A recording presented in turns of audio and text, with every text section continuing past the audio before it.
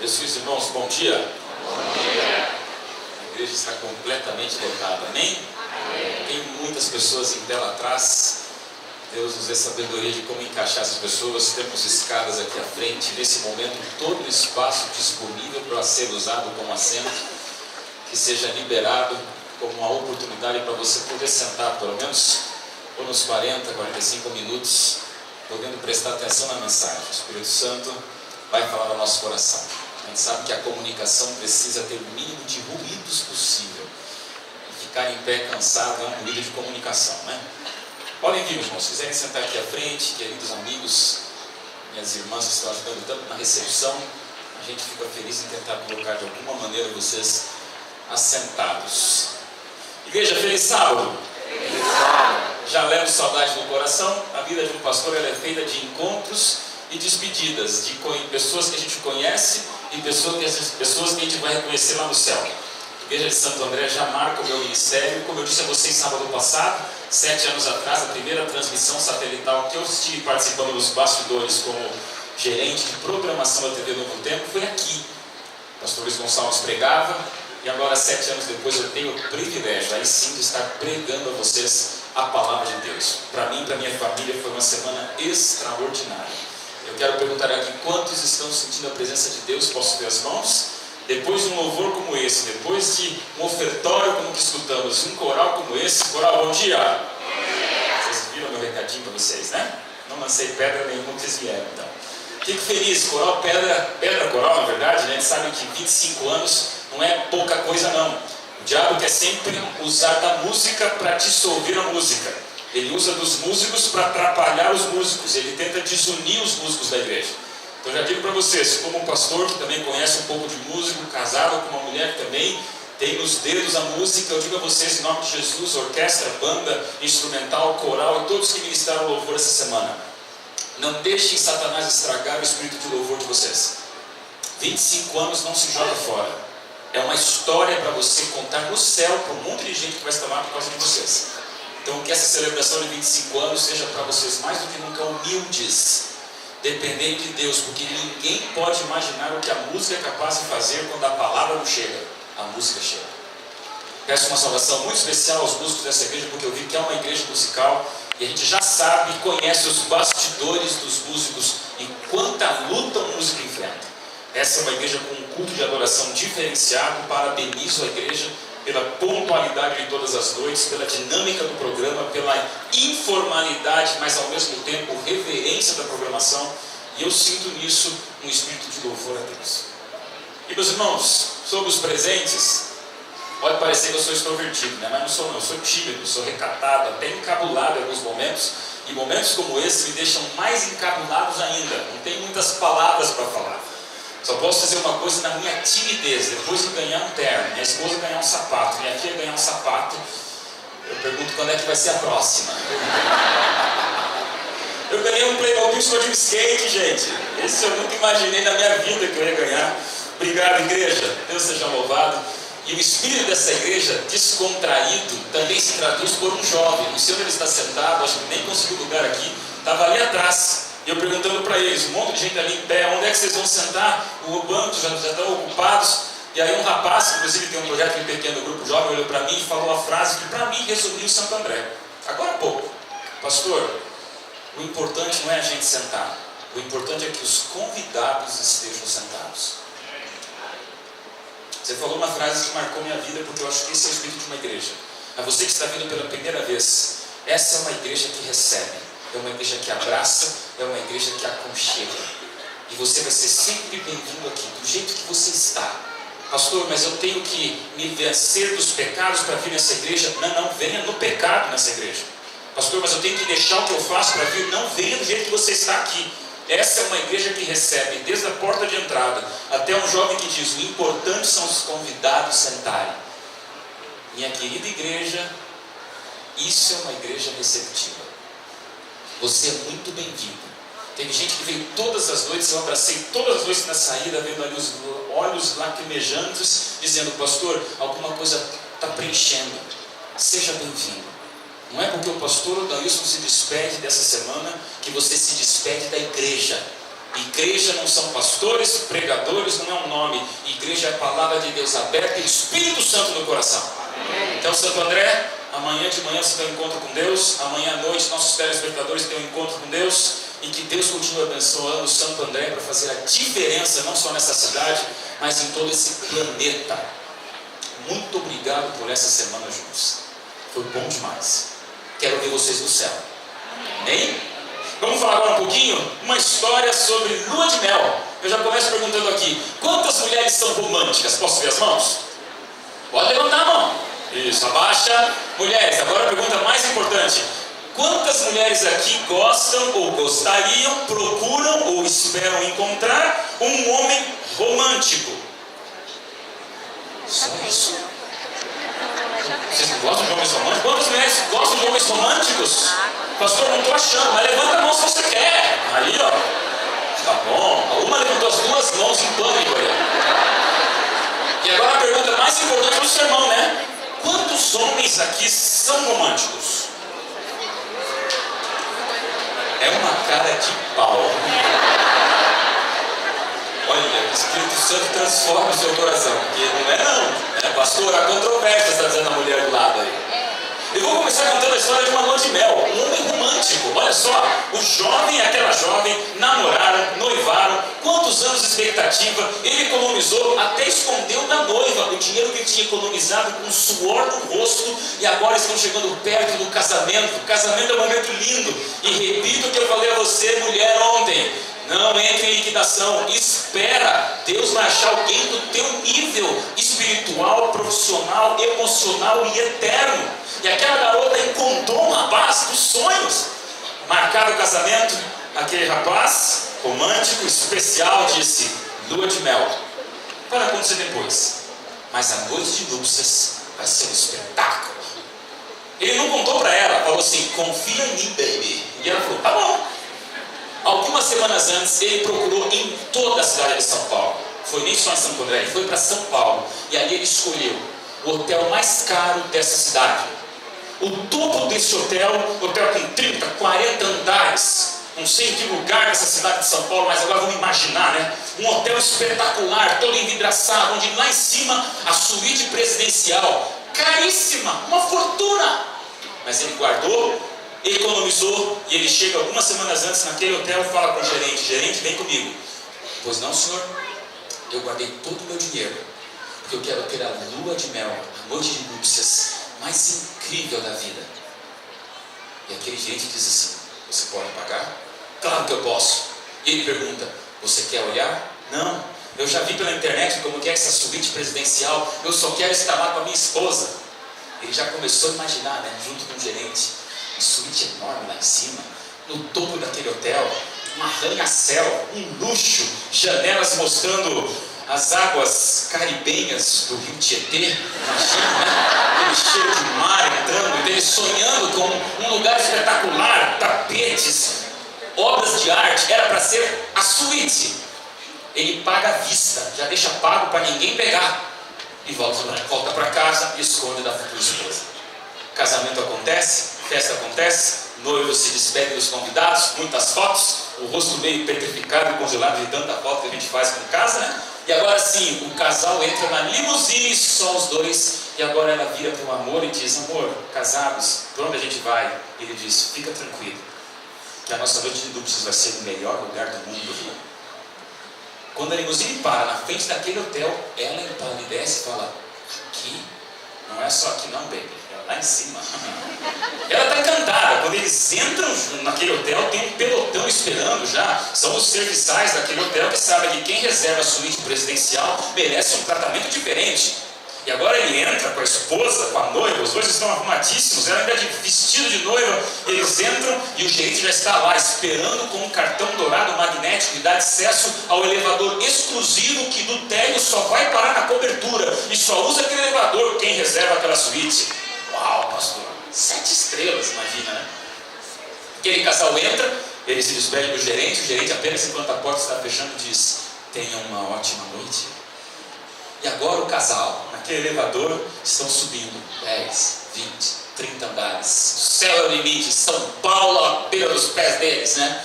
E quando a porta do elevador se abre, só existe um corredor que dá de frente para a única porta, que parece uma porta real, que vai abrir para dar entrada àquela suíte linda. Claro, como todo homem romântico, ele dá uma piscada para a noiva e gentilmente pega ela no colo. E agora ela abraçada com ele, pastor, eu estou ficando emocionado, eu sei. Ele vai andando em direção àquela porta, e quando chega na porta, segurando ela nos braços, ele pega aquele cartão especial, magnético dourado, e apenas passa na porta, e suavemente aquela porta dupla se abre. E quando aquela porta se abre, o noivo olha o lugar olha para a noiva, e os dois, quando veem o lugar, noivo fica empalidecido, o olho arregala, os braços afrouxam e a noiva cai no chão.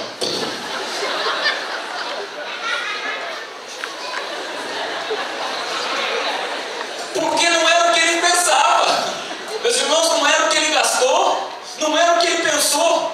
Se você pensa que a noite era num lugar lindo, sabe o que tinha ali? Não tinha suíte coisa nenhuma, não tinha palácio coisa nenhuma, não tinha amplitude nada. O que havia ali, pelo contrário, era um quarto sem janela, um quarto claustrofóbico, um quarto pequeno. E ele começa a olhar para a noiva, o lugar tem coisa errada.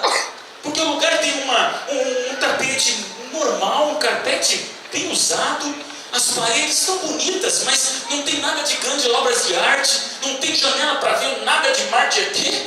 Pelo contrário, vai olhar ali, o banheiro é uma pia pequena. E o pior, não tem cama, é um sofá normal, com as suas molas granuladas. E agora o noivo olha para a noiva e diz: não é o que eu esperava. Não é o que eu paguei. A suíte não é o que aqueles noivos esperavam. E a noite nem de longe foi aquilo que eles sonharam. E ele diz para ela: fica tranquila, que quando o dia amanhecer, eu desço lá e mato aquele gerente. Não aconteceu nada. Amanhã acontece, chega, quando amanhece, noiva está com olheira, ainda está com seu véu, com seu vestido, todo amarrotado, o noivo está todo mal dormido, ainda está amassado, estão nervosos, estão impacientes, foi uma péssima noite, mas agora quando amanhece, ele diz para ela: fica tranquilo que eu vou lá trazer agora eu vou lá pegar esse gerente. E a noiva fala igual a Bíblia, né? Traga a cabeça dele numa bandeja de prata. Ele entra no elevador, ele despenca no elevador. Quando o elevador se abre lá embaixo, o gerente já está prontinho, esperando o sorriso, dizendo: como é que foi a noite? Aquele noivo voa do elevador em direção ao pescoço daquele gerente, gruda na parede e levanta 1,5 metros do chão, dizendo: eu vou acabar com você. E agora para o hotel, os seguranças querem chegar perto, mas todo mundo fica assustado, porque o gerente espera, dizendo assim: o que é que aconteceu? E agora aquele noivo esbraveja, dizendo: que desgraça, o que é que você fez? Por que você fez isso comigo? Todo o meu dinheiro, toda a minha economia, todos os meus sonhos românticos, você estragou com a nossa noite de núpcias, você estragou com a nossa vida. E o gerente não entende nada, dizendo assim: o que aconteceu? Eu vou matar você. Ele fala assim: mas por que você vai matar? Porque eu chego lá, diz aquele noivo, babando, esbravejando. E não tem quarto lindo nenhum, não tem suíte presidencial nenhuma. O que tem é um quarto ridículo, apertado, claustrofóbico, que parece mais uma prisão.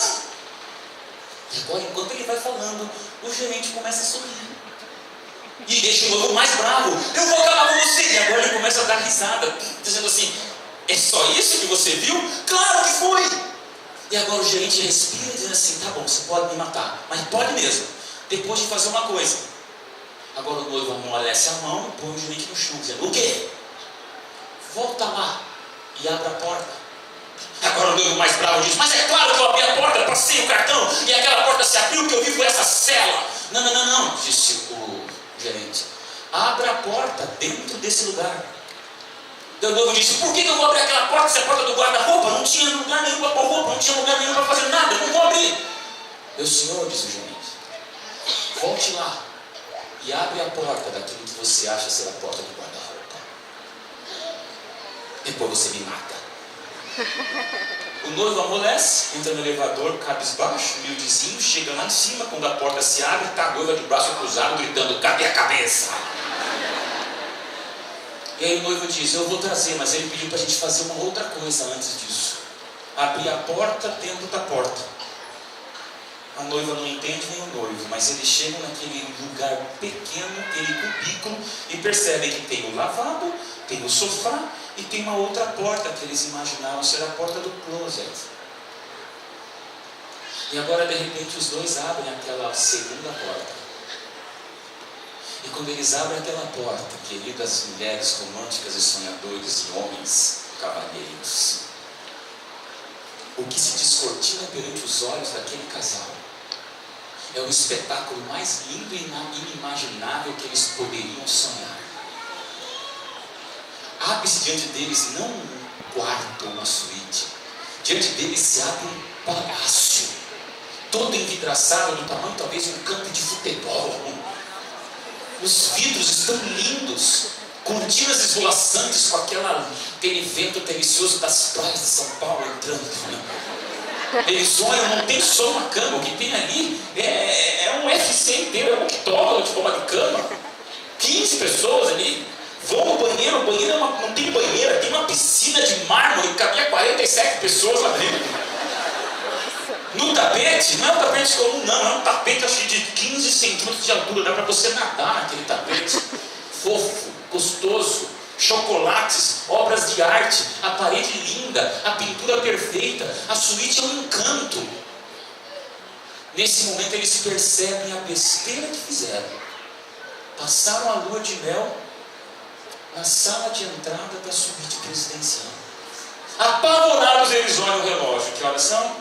Faltam 15 minutos para o check-out. E ele não tem dinheiro para pagar uma segunda diária.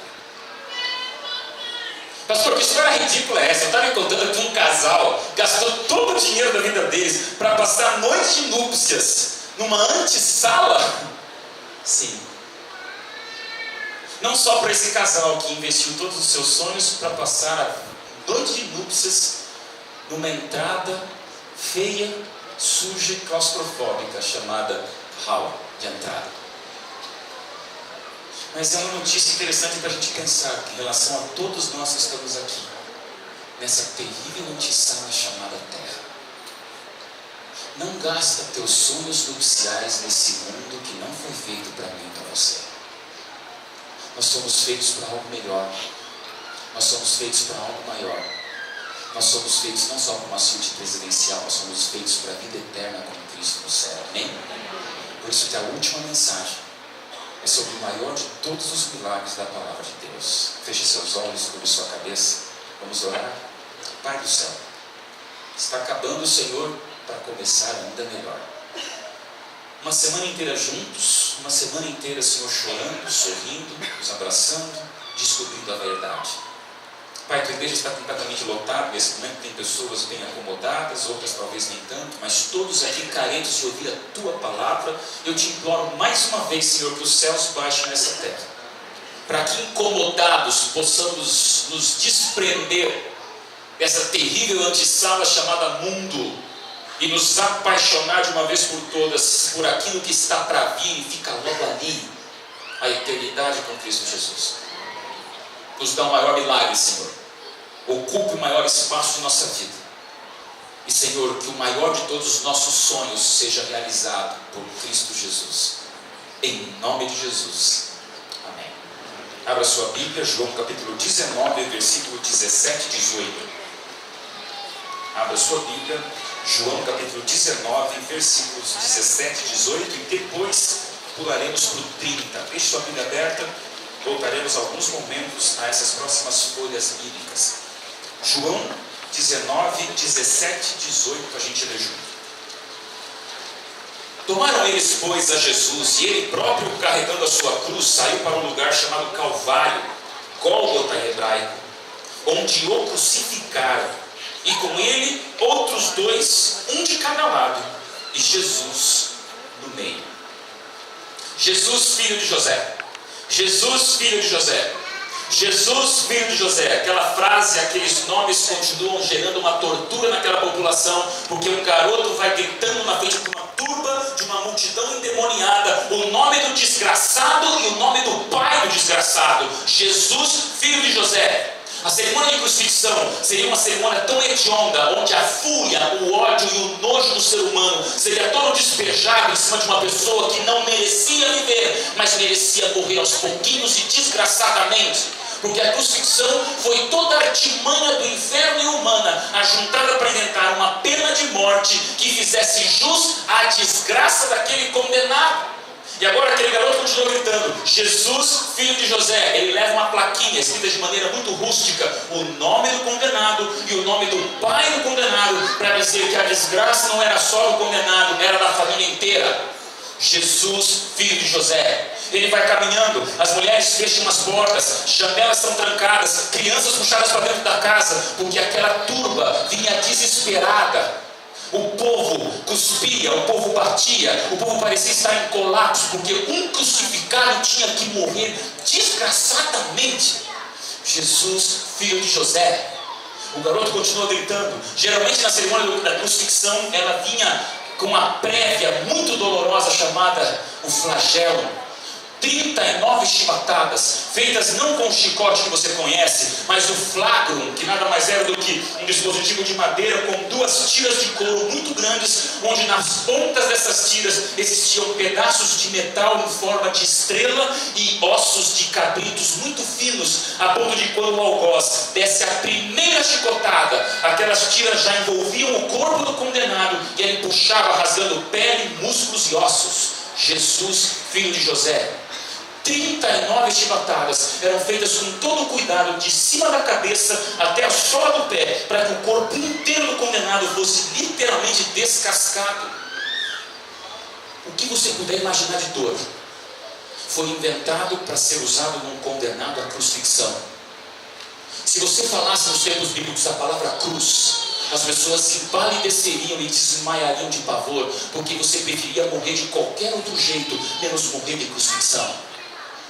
Depois do flagelo, o condenado esporreteado, cuspido, empurrado, tratado como miséria humana, ele tinha que caminhar por uma via dolorosa, dentro das ruas de Jerusalém, até sair da cidade. Quando ele conseguia, porque às vezes ele desmaiava no meio do caminho, e aí os guardas lhe chutavam para que ele voltasse à consciência da pior maneira possível. Um condenado não conseguia carregar a cruz tradicional que a gente vê. Ele carregava a parte horizontal da cruz, chamada patíbulo, onde só aquela parte já pesaria mais de 80 quilos. Madeira maciça, grudada aos braços daquele condenado. Ele tinha que ir andando, perambulando pelas estradas e ruas de Jerusalém, enquanto conseguisse caminhar, porque muitas vezes prostrado, ele se arrastava ajoelhado, enquanto levava mais bofetada daqueles oficiais. Pastor, que drama, que tragédia é isso? Chegava num lugar chamado Calvário, e ali restos mortais de outros condenados ficavam à vista, porque ninguém enterrava um condenado à cruz. Tinha que ficar feito um cadáver deprimente, porque era para você mostrar que o condenado fez algo tão terrível em vida, que ele mereceria morrer desse jeito. Jesus lá não fica por ali. Um condenado era jogado no chão quando chegava no Calvário. E ali não pensa que tinha grande cerimonial, grandes espetáculos. Pelo contrário, de maneira mais fria e cruel, um algoz pegava um cravo muito maior que qualquer prego que você já viu. E numa única martelada, na altura dos pulsos, onde aqui você sente vários ossinhos, músculos e nervos, para que pudesse segurar o peso do condenado, instantaneamente um prego atravessava seus pulsos e grudava na parede, naquela madeira. Onde depois de um grito desesperado do condenado, ele sentia a inutilidade completa da mão, quando os nervos eram esmagados e a dor era lancinante.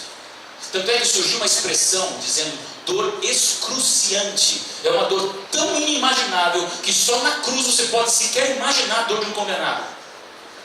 Agora ele era levantado e sem nenhuma piedade, a parte horizontal do seu corpo era jogada, uma parte vertical que ficava lá feito os mastros no Calvário, e agora enquanto aquilo era jogado naquele espaço de encaixe, o impacto era muito mais dolorido.